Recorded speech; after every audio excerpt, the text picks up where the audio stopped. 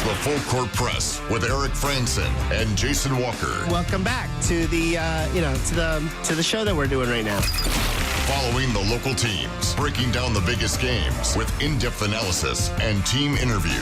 Join the show by calling into 435-752-1069 or text 435-339-0321. It's the Full Court Press. Throws, ends up, yes! Caught! Touchdown! They did it!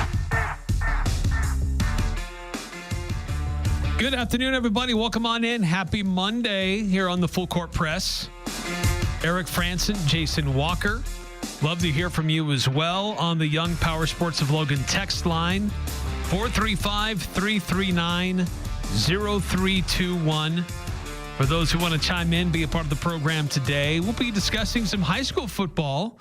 We'll be revealing the latest Aggies on our top Aggies for 2025 as we continue to approach the start of the football season. We've got another preseason poll out. No, the Aggies did not receive any votes, at least not the Utah State Aggies. Yes, really? No AP votes for the Aggies? Come on, that's just biased. Total surprise there. Some other Aggies did, who Utah State will face. So where did they end up in the rankings? So comparing the coaches' preseason poll to the AP, looking at that, compare and contrast. And then we've had a lot of NFL preseason games over the last couple of days. A number of former Aggies getting some action, seeing how well they were able to perform in some of their NFL debuts. So a lot of different things on the docket today. We'll also preview another one of the Utah State football opponents later on in the show. But always love to hear from you as well on the Full Court Press text line, 435-339-0321. Of course, that's sponsored by Young Power Sports of Logan. And I actually had a text come on just before the start of the show from 2444. Is there a time frame for when the men's basketball non-conference schedule will be released? How many games still need to be added? There's only one or two. I think the next things are going to be announced are probably some exhibitions. They're working on some exhibitions against a couple of teams. I think they get to play two, because the way they've done the exhibitions now has changed, where they used to do these secret scrimmages. And now I forget if it was a rule change or something where, I think it was a rule change, because they're basically allowing teams to do more exhibitions. And so they're transitioning from secret scrimmages to home and even road games. Utah State's probably be playing a road game is for an exhibition. So I think they'll be announcing some of those in the near future. If they haven't announced them already, I have a hard time keeping track. I'm not in men's basketball mode yet. I'm kind of in football mode. But as far as the actual non-conference schedule, heavens knows, I've not heard anything as far as that for a while. Usually it's in place by now. Yeah, usually it's in place by now. I haven't asked anyone in the last few days. Maybe when we're going to have Carson Templin on in a couple of days, we can grill him about it. as if he would know. As if he's involved in that inner process. workings, yes. But yeah, I'd say it should be out any day now, but it's from what I've heard, it's about 95% done. I think they're just trying to find another home game, I think is what they're trying to do. They're trying to find someone to come to Logan. And that's probably what's holding it up, is getting a team to come to Logan. Because that's just the trickiest thing to do. Because usually any team that wants to come here, or anything that would come here, most of them don't want to come here anyway. And the ones that would consider it want to get paid to do it. So that's just kind of, or you're maybe trying to set up a home and home series. So it's tricky. There's probably that one or two final snags they're hung up on before they can finally get the full schedule released. Yeah, and I like that they can do these exhibitions and use them as fundraisers for like local charities and different things like that. So, but it's a good tune-up that doesn't necessarily go against your record. But it's a good way to kind of see where you're at. Good gauge of your team and how well you're coming along. Yeah, it's a good chance to go out there, a no consequences situation where you can just throw things out there, try some things, see how your lineups go up against somebody else. It can be a bit of a measuring stick, but it's also just a chance to shake off the cobwebs and do some testing of things, again, without consequence. If you lose those games, sure, some people might raise an alarm like, oh, you lost the exhibition, but it's like, if you're a coach, you're not exactly trying to win so much as it's a process-driven game as opposed to a results-driven game. Right. Yeah. You want to. So there can be some correlation between winning that game and having good results, but generally it's much more of a process-driven thing. Much like the NFL preseason, the NBA preseason, nobody gives a rip if their team loses. They might overreact in college football because you don't have that same preseason mindset as you do in the NFL or NBA, but that's kind of how it should be treated. I think it's going to be more interesting because I think they're going to play tougher teams in these exhibition games. They're not going to play, West Valley High School in their exhibition and beat them by 300 points. Well, there used to be these traveling teams like, I can't remember, it was like EA, not necessarily EA Sports, but it was something like that. It was, and it was like former college players. They kind of cobbled together to form a team, and they would just travel around to do exhibitions against these different college teams. So, yeah, I really like this better because it's a truer test of where you're at and what your team's really all about. So, yeah, I don't know, but hopefully soon. Hopefully we've heard of a few games here and there being scheduled and being announced, but not the full schedule just as of yet. And part of that might be because they're trying to adjust some things with Grand Canyon and how that's affecting the schedule, conference schedule. They may have to renegotiate some things with the non-conference schedule because of the way the conference scheduling has worked out. It's possible some dates because they're not adding games. It's just the dates. Right. Probably get tricky. Maybe a little bit. Maybe conference play, or maybe it had to pull some games to be earlier than they were expecting or whatnot. Who knows? But we don't have the conference schedule out yet for men's basketball. So no. 9315, did Eric get Ajay a mop for his birthday, seeing he is the USU janitor? I should have gotten him a golden mop. Or just a mop. just a regular mop. No, I didn't. It was fun having him on the show, though. Had a good time. Yeah, it's really good. Hey, this week, it's we've had some high school soccer already start. We've had a few games this last week. We got several more games taking place this week. We've got girls volleyball getting underway this week. And on Friday, high school football. It always seems to creep up on me, but this year it just seems earlier than normal. On August 15th, we have high school football starting, and we thought we'd look at the teams in our area. So that's Region 11 plus Logan. Logan has dropped the classification, and so they are doing things a little bit differently. But looking at how they also are going to look in 3A, there's the 3A North is the name of their region. So we thought we'd take some time today here on the Full Court Press to look at what some of these teams could look like and who could be teams that could be quite dangerous, could be really good, maybe some sleepers that could get overlooked, and some teams hoping to gain some traction because they've been struggling a little bit.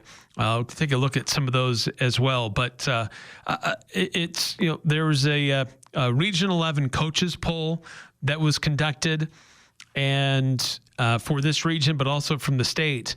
And the coaches throughout the state really are high on the Ridgeline Riverhawks to win Region 11, but also be arguably the top team in 4A, the team that should be the front runners to win the state title in 4A classification. I mean, they were the front runner last year and saw a surprise semifinal loss to Spanish Fork. Though in the end, I have to say I'm grateful for that. Nothing against Ridgeline, but I got to watch the championship game, and that is one of the best football games at least most exciting football games I've ever seen in my life between Stansbury and Spanish Fork. So sorry, Ridgeline, but retroactively, I'm kind of glad you lost. unless you thought you would have produced a better game, but that's what it is. Right. That was an exciting game, but they should be right back on track to be the dominant team. This year, they return a lot of starters. A lot of playmakers. Of course, everyone's talking about Crew Jones, all the different offers he's getting, and deservedly so. He's going to be dominant two ways once again. So I don't know what weakness this team has. The only team that's going to stop them is someone that just comes up and just plays better football. But unfortunately for all their opponents, I'm not sure there's going to be too many of them. because they're going to be as good, if not better, than they were last year. So it's like, anything can happen. And it did happen last year. They lost. Yeah. Their undefeated run ended in the semifinals. But if they're better than they were last year, heaven help 4A football. Yeah, it's with what they have returning on offense and on defense. They've got, it seems like players who have been there forever. They're still there. This Coach Travis Cox has made a habit of leaning in on youth at some key positions and giving them opportunities early, and then putting them in positions to succeed. And then as they become more experienced, they just become so much more dangerous. And so this, Nate Dowley's still the quarterback at Ridgeline. Graham Livingston, a tremendous speedster at wide receiver. This is a very well experienced and a well-rounded team for Ridgeline that it'd be hard pressed to see anybody try to slow them down. Yeah, you're returning basically all your offensive line. Your top two playmakers in the wide receiver room, especially Livingston. Your quarterback, who's been starting, has he been starting since he was a freshman? I can't remember if he started as a freshman or a sophomore, but it seems like he's been there forever. So maybe he did start as a freshman. Actually, I think he did. Yeah, he's been starting for a long time, and then they've had some turnover running back. They seem to have a new guy every year, but like the next guy up always seems to be a really great running back. So they'll be bringing somebody. They return even more starters on the defensive side. Defensive player of the year type candidates. Of course, Crew Jones going to kind of top that list. But they've got other guys who make great plays. And Graham Livingston, who plays on the offense, makes about as many plays on defense because he has a pick six every other game. Yeah. So, Ridgeline has got a lot going for them. Probably one of the biggest questions for Ridgeline is who's going to run the ball. What will their running situation look like? I think their running situation will be interesting. But when you turn most of the offensive line, and Nate Dowley's a pretty good runner himself, their run game's going to be fine. I'd have no worries about the run game in any serious. Maybe it's not like a star running back. We'll see. And even if they are a star, they may not put up star numbers because the pass game's so good that's going to drain rush attempts away from the run game. But I think they'll be a perfectly balanced maybe not perfectly, but like a really well-balanced offense. They'll be perfectly fine in terms of that balance. For those who follow Ridgeline, we are committed to following the Riverhawks wherever they are, on radio and on Cache Valley Daily with video streaming those games. Those are you can find those games on the radio at 104.5 The Ranch. Dave Simmons on the call. Been doing that for a long time with Ridgeline. New color analyst this year, Lance Campbell will be his color analyst. But also going to have Matt Adams call a few games this season for Ridgeline. But those games will be also video streaming on CacheValleyDaily.com. So Ridgeline Riverhawks expected to be one of the top teams in the state in 4A. And they were the team that got the top votes for the region from the coaches poll. And second in the coaches poll was Skyview. And Jason, would you put Skyview as your number 2 team going into this upcoming season for Region 11? I think so. I really like Skyview. They were a bit of a moody team last year where, had some, you took some lumps early on. They lost. They got shut out by Morgan, which, mind you, losing to Morgan and even getting shut out by Morgan, like Morgan's a dang good team. Yeah, they're a very solid program. Yeah, they were the 3A state champs, undefeated last year. But they also lost pretty hard to Spanish Fork. Granted, Spanish Fork was, they were the state runner-up in that game. So it's like they're good, but like when they went up against the best, and this is kind of where things get a little tricky. When they went up against the best, they lost 34-0 to the 3A state title team Morgan. They lost 47-28 to the team that was in the state championship game. They lost 56-13 to Ridgeline. Like whenever they were going up against the best of the best, they weren't competing nearly as much as I think they should have. I think they were a bit of a younger team last year. They've got a lot of returners, especially on that offense. They had some good moments. They had that banger of a match against Orem, where it was 60-59. That game was insane. But they had some slip-ups. They also lost at Green Canyon. Granted, that was a really close game. But this Skyview team, they need to get a little bit better. Go from a team that was 8-5 to a team that's maybe trimming off a few more of those losses and beating some of the better teams. I think that's the next step for them. Because they're a good team last year. They just lost to the best teams.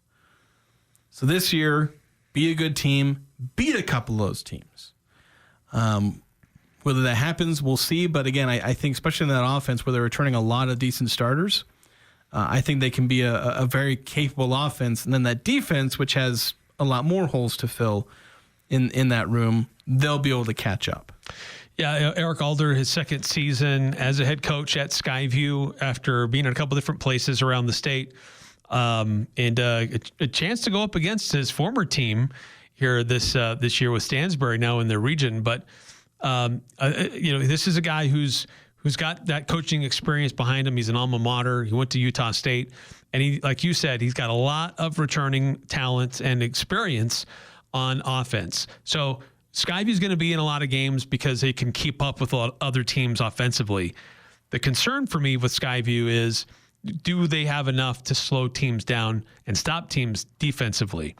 In any other year, Skyview, based on what they have returning on offense, would probably give me pause to think, that's probably the number one team in the region. But with what Ridgeline has going for them, it's hard to knock them off that number one seat.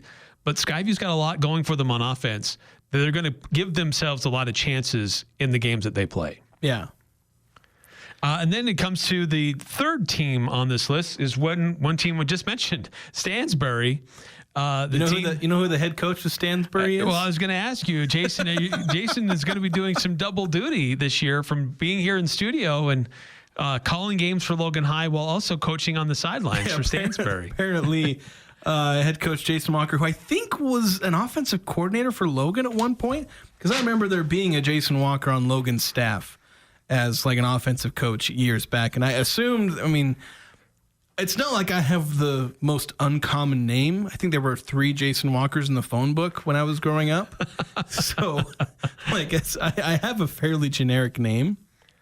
But yeah, it's just kind of funny there. It'd be funnier if he was like on a local team as the head coach. As it stands, he'll be up here in Logan for a few, or in Cache Valley for a few games. They're not playing the Grizzlies, but I did have a double take when I was looking at the summary of the coaches poll, and it says Coach Jason Walker's general outlook, and I'm like, hold on a second, that's me. No, it's not me. But yeah.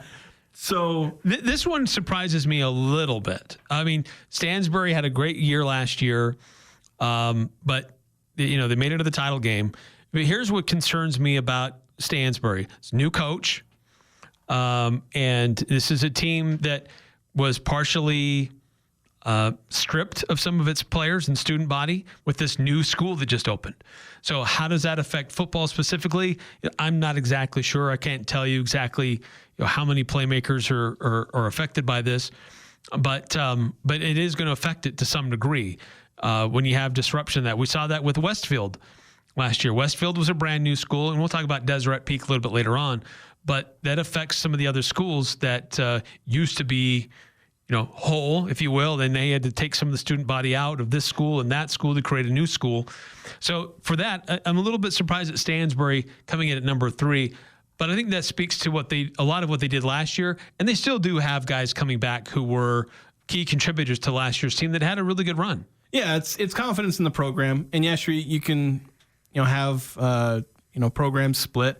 And sometimes it can be like Skyview, who weathered the split with having Green Canyon's creation. They weathered that incredibly well. Mountain Crest with Ridgeline. Mountain Crest didn't. They struggled a bit there. Granted, they had a few more problems. They were left in 5A for a couple of years with the 4A levels, with the 4A student population, and so that contributed to their struggle a little bit. And they're only kind of just now rebounding in a bunch of their sports. So we'll see exactly how it affects them. But yeah, they have a decent number of returning starters. They don't have a great number of returning starters, but it's decent. And I don't know a ton about them. I didn't get to watch them last year that I recall. So I can't speak too much to the team. But yeah, a lot of interesting things with a new coach, with the school split.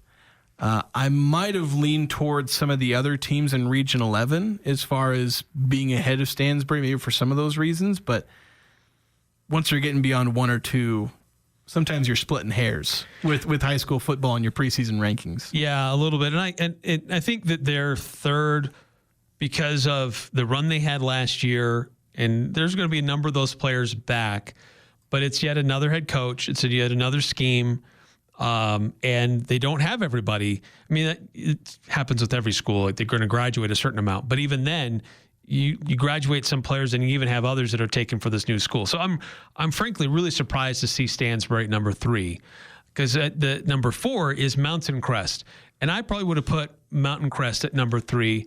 You may even make a case for Green Canyon to be a little bit higher too. But the Mustangs coming in at number 4 on this list. Ryan Visser coming into his 4th season at Mountain Crest, and I look at what the Mustangs have been doing, and they were knocked down for a while there, but Coach Visser has been bringing them back to more competitive prominence and be more of a team that you can't overlook when it comes to having the Mustangs on your schedule. Well, I think if you remember, it was 2 or 3 years ago where I think it was Ryan Visser's second year, maybe even his first, where Mountain Crest was heading toward kind of this, pun sort of intended, that kind of they were cresting a hill where, like, it was a cycle of some young players who were seniors.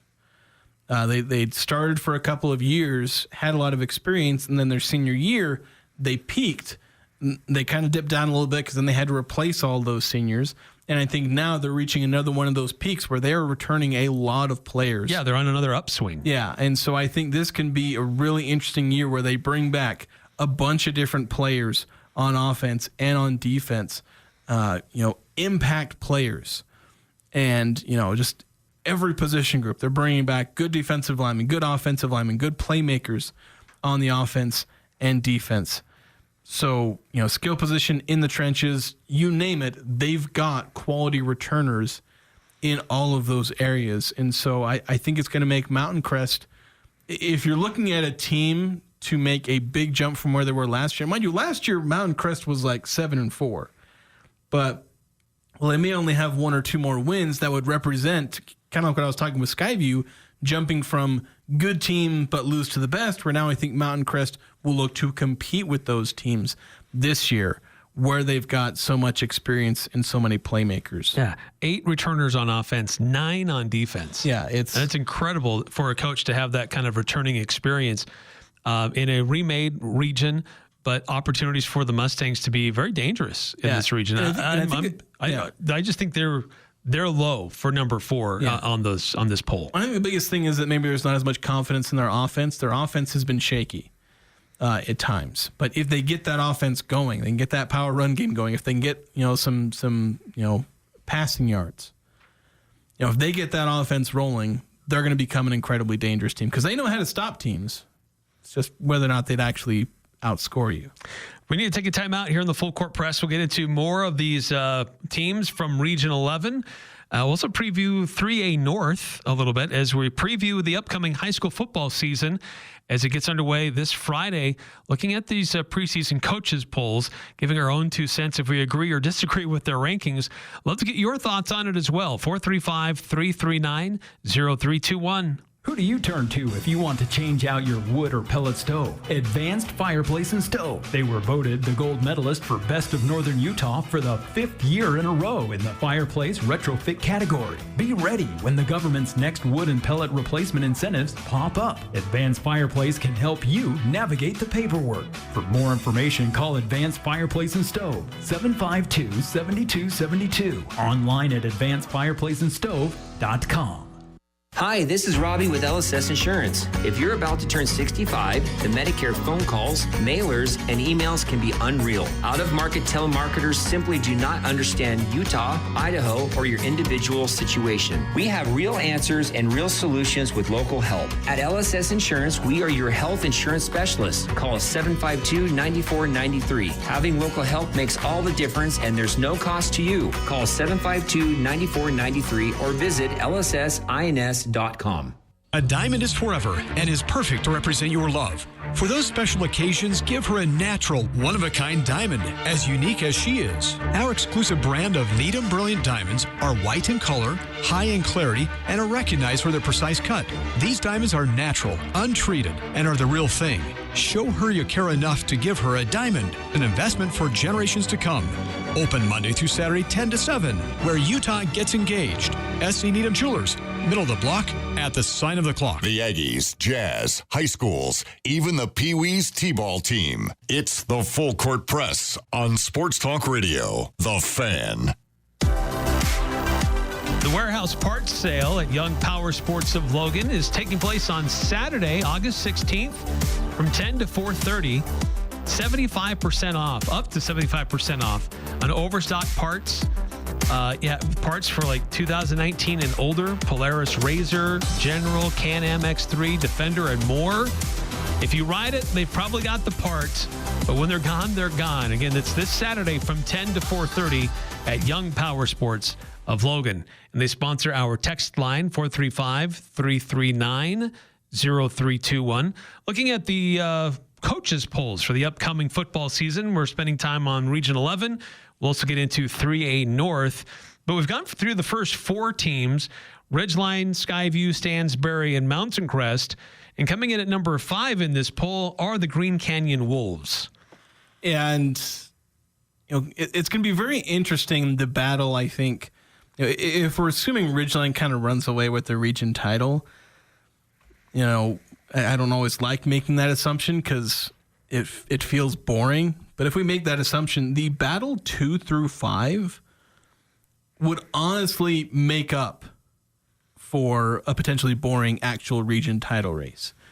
Because you have Skyview, Stansbury, Mountain Crest, and Green Canyon, who I think, as far as what separates the second best team in Region 11 and the fifth best team in Region 11, I don't think very much will separate them at all.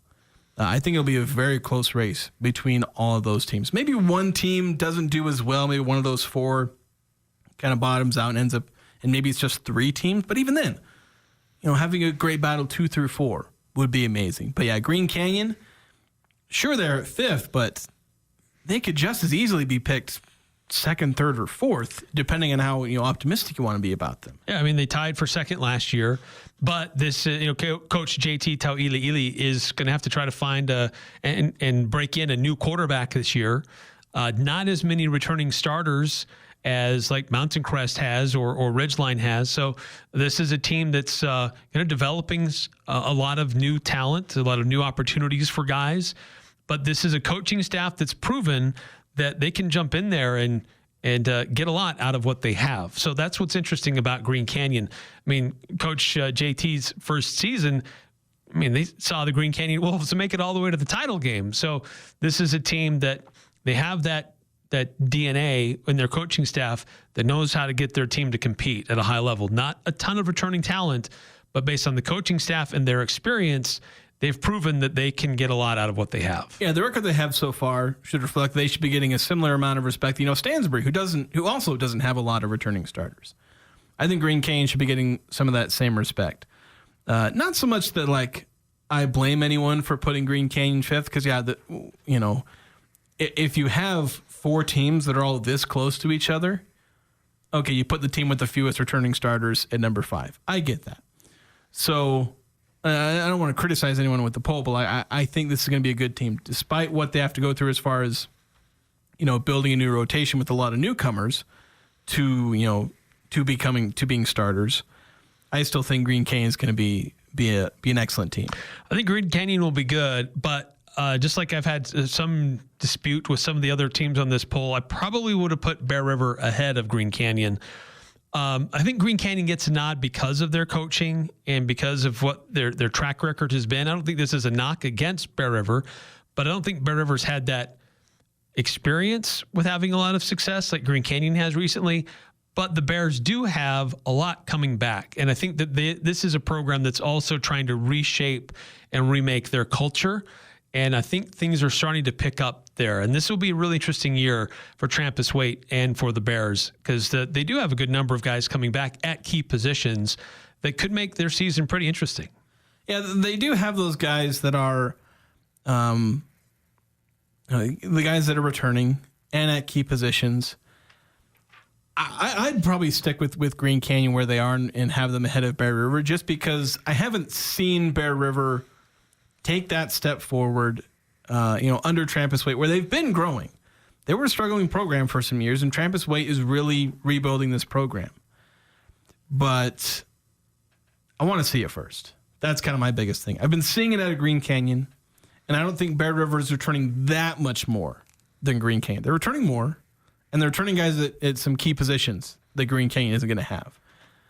But I want to see it, and especially, on defense, where I've seen them struggle a lot in recent years. So, yeah, I think Bear River can take a step forward. I'd like to see them join that battle, that 2 through 5. Can they actually be in that battle? Or are they going to end up playing spoiler more, and end up finishing in 6, but maybe they beat one of those teams in the top 4. I'd like for them to be competitive with that group, but we'll see. Again, I want to see them take that step forward, because like we saw it with Mountain Crest. They were in a similar position with Bear River. And they took a step forward, and now they're battling with the teams at the top. Bear River has yet to take that step.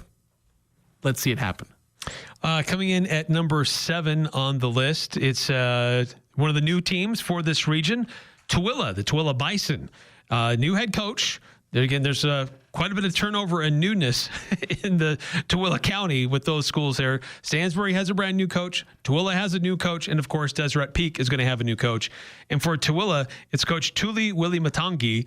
And here's a guy who was an assistant at Stansbury. So he knows what successful football should look like in that area. And he's taking over the Tooele program, hoping to get things going for the Bison, where, this is a school that had a lot of their student body affected by this new school opening up with Deseret Peak. Yeah, and they weren't a great team last year. I mean, they were one of the worst defenses in 4A, so they've got to make a lot of improvements. They're going to have a lot of newcomers. So I think their offense might be all right. They return a decent chunk of the O-line and a quarterback, at least one guy to throw to, in that spread offense. But that's a lot of newcomers on. More especially on defense, and they've got to make so many improvements really quickly. So it makes sense, why they're picked down at 7. Yeah, and then finally, the last school on this list is the newest one. That's Deseret Peak, and again, Deseret Peak formed out of the student bodies of Tooele and Stansbury, and they've got Cooper Buckhammer. Not sure if I pronounced that properly. But he's not from the area. He originally from Nebraska, but was the defensive coordinator at Stansbury. So Stansbury having some success, and now everybody's picking off that coaching staff and trying to kind of manufacture what they were able to do there. But Deseret Peak starting fresh. And will this be a similar deal with we saw last year with Westfield, where Westfield was okay. Westfield was okay, but again, it was trying to get all these new people together and who came from different backgrounds and different younger systems, and then trying to throw them in to create something new altogether. And there were some hiccups and some growing pains with Westfield doing that. Well, Deseret Peak suffered the same fate. Yeah, we'll see. We've seen some teams, they're brand new schools, and they do well right away. Ridgeline was like that.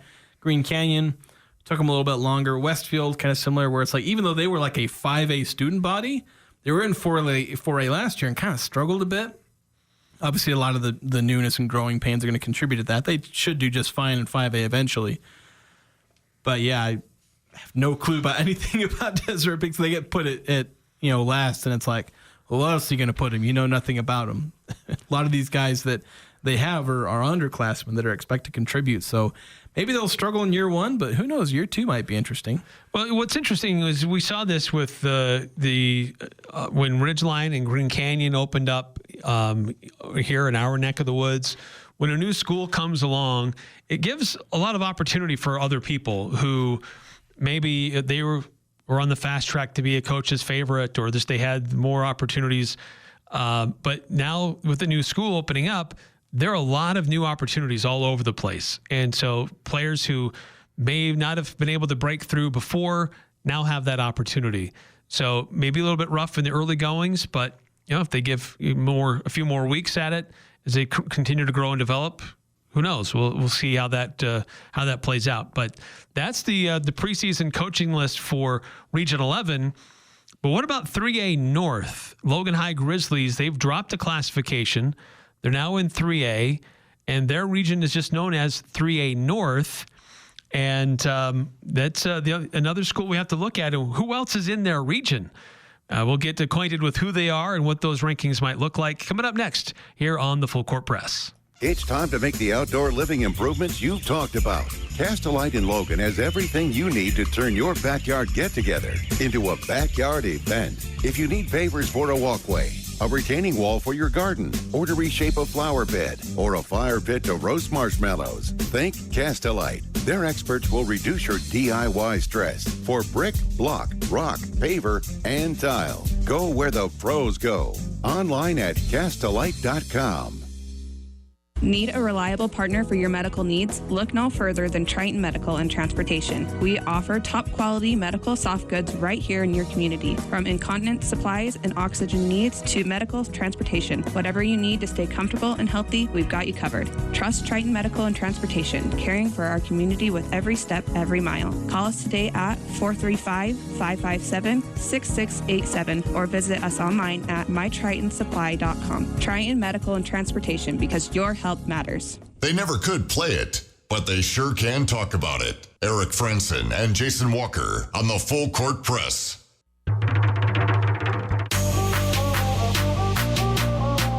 If you want to sell your stuff that's just been stuck in your garage, your attic, or your basement, just want to clear it all out and get it in front of thousands of people all in one place, sign up for the Cache Valley's biggest garage sale. It's coming up on September 6th. It'll be held at the George S. Eccles Ice Arena there in North Logan. Reserve your space. Just Google Cache Valley's biggest garage sale and find all the details. Reserve your space today and make some money for sitting down in the parking lot for a few hours. But we're going to suspend talking about the Logan High for just a moment because we weren't even talking about them to begin with. Well, that's true. Our talk about high school football. Maybe that's a better way to put that. Because we need to continue our countdown of, well, not much of a countdown. It's more of a continue our reveal. There's not really a good way to phrase this, especially where we had that phrasing and all of that with an actual ranking. So it's just really awkward to say it. But it's the latest player on our list. Yeah, the next player to be revealed on our top 25 Aggies of 2025.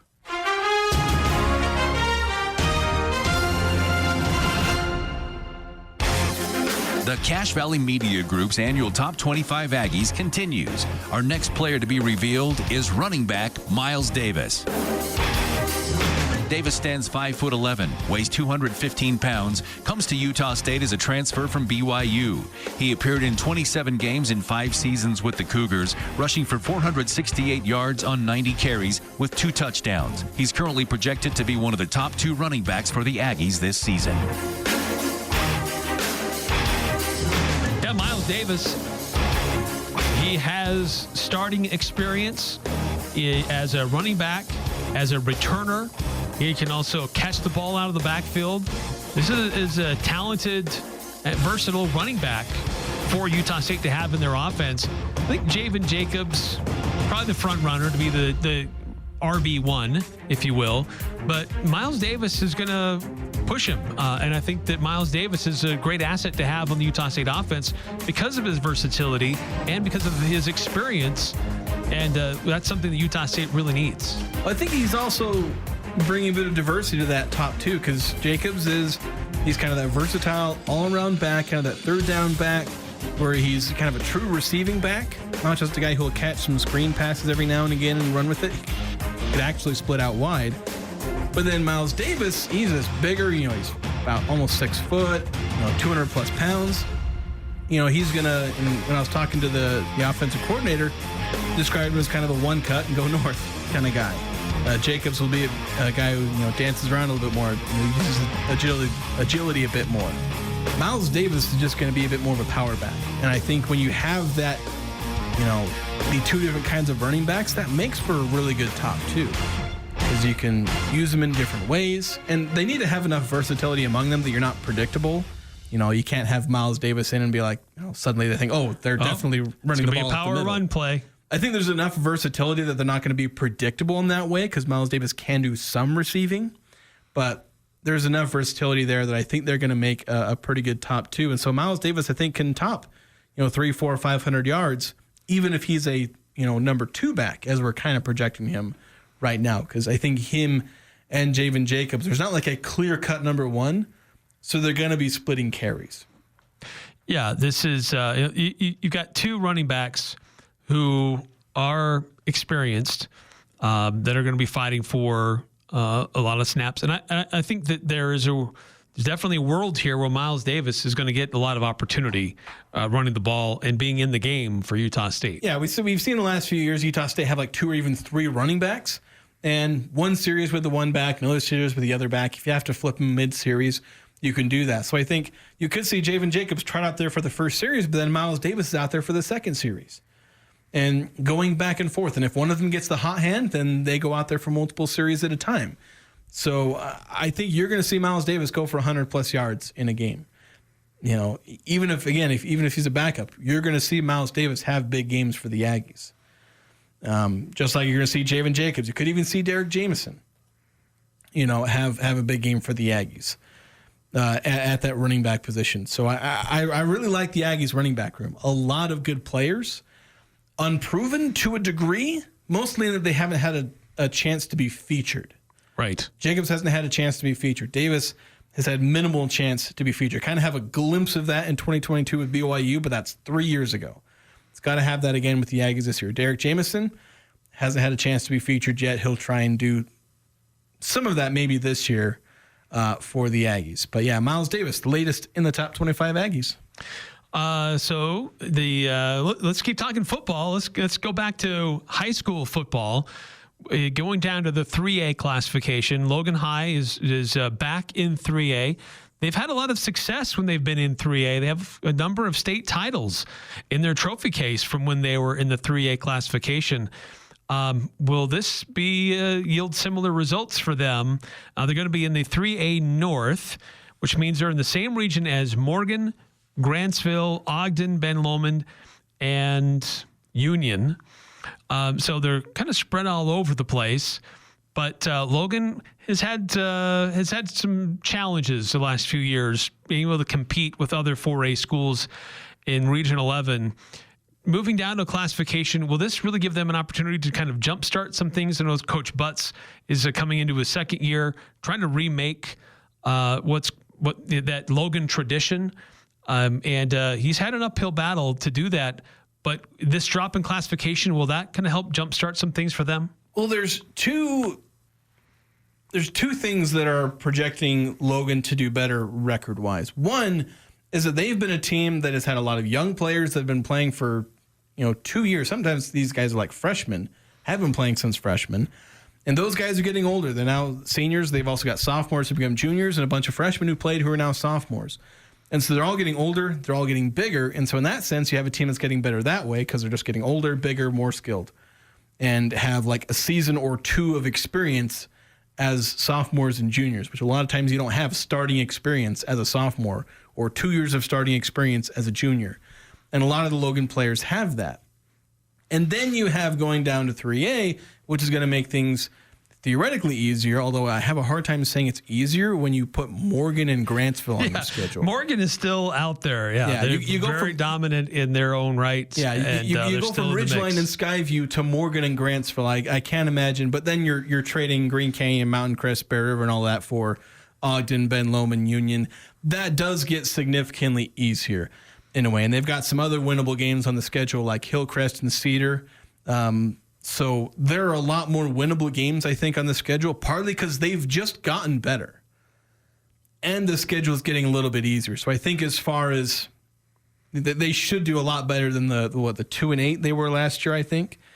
So I think the Grizzlies should have a much better season this year. I'm not going to project them to win 7, 8, 9 games, but they should be getting a lot closer to a 500 record and being competitive in a lot more games than they were last season. Yeah, and I think a big key, too, is, as you said, young guys kind of got thrown into some things. They got a lot more experience under their belts, notably Easton Favero, their quarterback. Yes, he is the son of that Favero. Yeah. So he's got good coaching. And so that'll be really interesting to see kind of how he continues to develop as a play caller for Logan. But I just think that their experience as a team and experience as a coaching staff, I think, is a big key too. And going up against competition that may be a little bit more in line with where they're at as an institution should make for a really interesting and competitive season for Logan. I think this will be a season worth going to for fans, because you're going to see competitive games. I think you're going to see games where Logan's going to be in it and win some of these games and not just get blown out and embarrassed on the field. I think Logan's going to have a really interesting football team this year, and I'm excited to hear about him. Yeah, I'm really looking forward to being at these games, being able to watch them, call them on KVNU. Almost said here on KVNU, over there on KVNU. So it should be a fun season. I think you hit it on the head.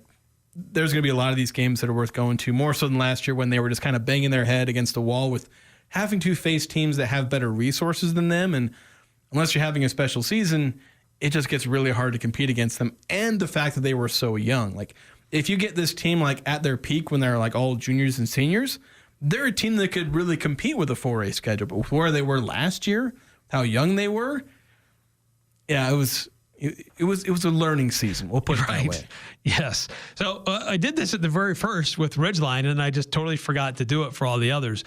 But Cache Valley Media Group, we are your home for local high school sports, where we get to as many of these games as humanly possible to broadcast on local radio and to video stream on CacheValleyDaily.com. So Ridgeline, for fans of the Riverhawks, those games are on 104.5 The Ranch.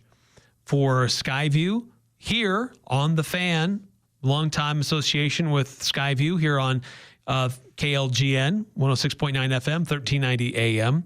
For Green Canyon, those games are on 100.9 Light FM. Mountain Crest games will be on 107.7 FM. And Bear River games on 104.9 The Ranch over in Box Elder County. And then last but not least, Logan High, the longest tradition, perhaps of any school in the state, frankly, of... I've got recordings from the 1950s of Logan High School games. Well, that started in the late 1930s, yeah, it's like early 40s. Those are just the recordings I have. I know it goes back to the Shortly 40s and 30s. after KVNU signed on, it was very early that they started doing broadcasts for Logan High. And that continues to this day on KVNU. So Logan High games will be on KVNU, and all these games, as much as humanly possible, as we said, we'll have them video streamed on CacheValleyDaily.com. Now, there might be a road game that's pretty far afield that is a big time commitment and financial burden for some of our guys to get to. So there might be a game or two that just we'll try to find other partners that we have in broadcasting to cover those games for us. But if we can't, there might be a game or two that just we can't make happen. But we're going to do our darndest to try to make it possible to bring all of these games to you, whether they're home or away. Yeah, just trying to make sure we get all these games on video. Obviously, football, big part of the community, so we want to help bring that to everyone as best as we can. All right, quick timeout here in the Full Court Press. When we come back, Pick Six. How did we do in trying to predict what would happen this upcoming weekend? I'll be honest, not very well. Am I going to get 2 in a row? We'll see. I don't know. We'll see. We'll find out next here on the Full Court Press. Make it 5 years in a row. Advanced Heating and AC is honored to be named gold medalist for the best of Northern Utah in the AC HVAC category. They thank you for your support and vote of confidence in their company. You have many choices when it comes to your home's heating and air conditioning system. Make sure you choose the 5-time gold medal winning company, Advanced Heating and AC. Call 752-7272 or stop by their showroom west of DI, online at advancedheating-ac.com. Hi, it's Emily, and here at Serenoni, we know not everyone sleeps the same. Some people run warm, some love to bundle up, even during the summer. That's why we offer different fabrics and textures from light and breathable to warm and weighted, including our softest Minky, Plush Lush, Minky Stretch, Waffle, and more. There's truly a blanket for everyone. Come shop our full collection in our store on 10th West in Logan, next to iFit, where you can feel the difference. Serenoni, wrapped in comfort, gifted with love. Friday Night Lights are back, and so is the best high school sports coverage in northern Utah. From Ridgeline to Bear River, Green Canyon to Logan, Skyview to Mountain Crest, Cache Valley Media Group brings fans full play-by-play action on the radio and video all season long. It's going to be an unforgettable year, and your business can be a part of the excitement. Put your brand front and center with thousands of loyal local sports fans. Contact Cache Valley Media Group today. Get your business in the game. The Full Court Press on Sports Talk Radio, 106.9 FM, 1390 AM. The Fan.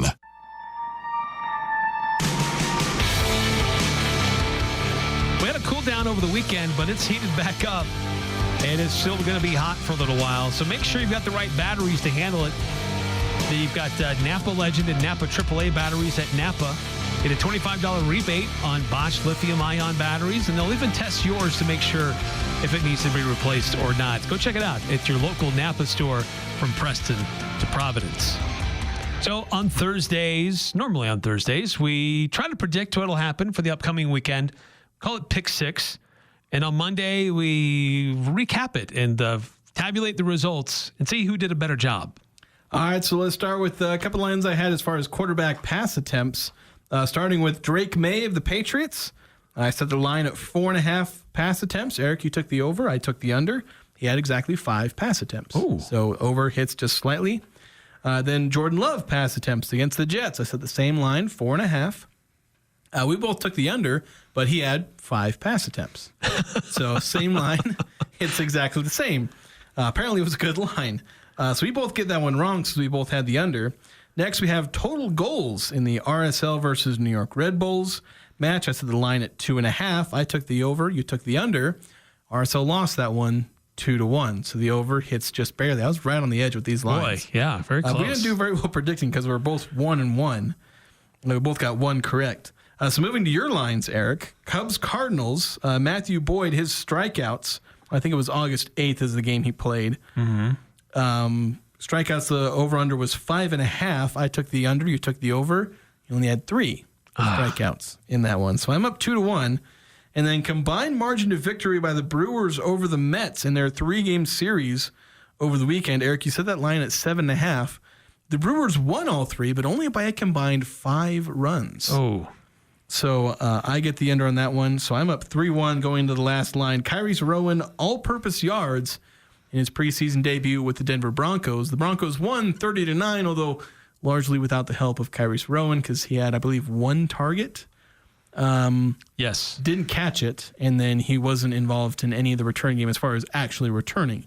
2 different players returned 1 punt, and then there was 1 kick return. And the line was 10.5? Yeah, the line was 10.5. So you took the under, so you got that one, and I took the over, but it ends 3-2 in my favor. Would I have gotten the tiebreaker at least? Yes, you would have, because the tiebreaker was Jalen Royals' receiving yards. Who took the under on 20.5. He only had 14. He did have a return. Yeah. For 26 Which yards. I didn't know if that was counting because you just said yards, and I wasn't sure if it was the same as Kyrie's Rowan. Because Because that was right after you talked about Kyrie's Rowan. we talked about receiving or all-purpose. And we specified all-purpose for him. But then you just said Jalen Royals yards, and I was like, well, I'm just going to go receiving yards. Which I guess... Thankfully, it didn't matter. Yeah, it didn't matter, because if it had been all-purpose, I guess I would have gotten it, but I don't know. It's just the way it was. So. And apparently, I just cannot stay on top. No, with pick 6. You can't. So I win this week, so that's pick 6. It was close. Yeah, it was close. It wasn't very good. 3-2, that's not a great week for us. Usually you like the winner to have like 4 or 5. Sometimes you get the perfect 6-0. I don't think we've had either of us go perfect. With you, I don't know. I'm pretty sure it's happened. I think I had times with Ajay where I went a perfect 6 for 6, but they were rare. I think you had one where we went 0 for against you. That's probably true. And I think I've had one where I only get like 1. That happens. A lot of times the loser only gets like 1 or 2 right. Yes. Sometimes 3. Yes. We'll see how things go for you. You got another week of NFL preseason. You can start getting more of these lines. Of course, preseason lines are insane because it's like you're having to predict, like, is this guy even going to play? Yeah. Can he get 10 yards when he plays 7 snaps? It's like, it can be a little tricky to get those lines. And the baseball lines, I always just take the under. That's like my whole strategy. Always take the under. Always take the under. Because that hits like 80% of the time with your lines. That's funny. Well, stick around next hour. We've got a lot more to get into. We'll reveal the next player on our list of top 25 Aggies for 2025.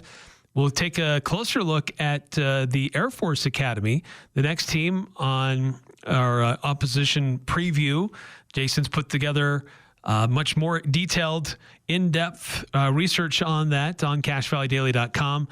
And then some other things that we've found around the world of sports. The latest poll is out from the Associated Press. How does that compare or contrast to the coaches' poll? And Aggies have a couple of opponents that are on both of those polls and others receiving votes. So we'll take a look at those as well. And, of course, if you want to weigh in on any of the topics, always love to hear from you on the Young Power Sports of Logan text line, 435-339-0321. Agree or disagree with what we're talking about, or even point us in a different direction, 435-339-0321. Patrick, and this is Above the Noise. Luka's deal, a new deal for 3 years, $165 million, isn't just a contract. It's a declaration. When the Lakers traded Anthony Davis to Dallas in exchange for Luka, it was clear they were betting their future on him. But with this extension, the shift becomes official. It's Luka's team now, not LeBron. The significance can't be overstated. LeBron is entering year number 22. And with Bronny now on the roster, his role feels more ceremonial than central. And that's no slight, it's just the reality of time. The Lakers are transitioning from one talent to the next. Luka's only 26. The contract gives Luka more than just security. It gives him the keys to one of the NBA's most storied franchises. LeBron's shadow will linger, but make no mistake, the Lakers' next era isn't coming. It's already here. And the centerpiece just signed on the dotted line. I'm Dan Patrick, and this is Above the Noise.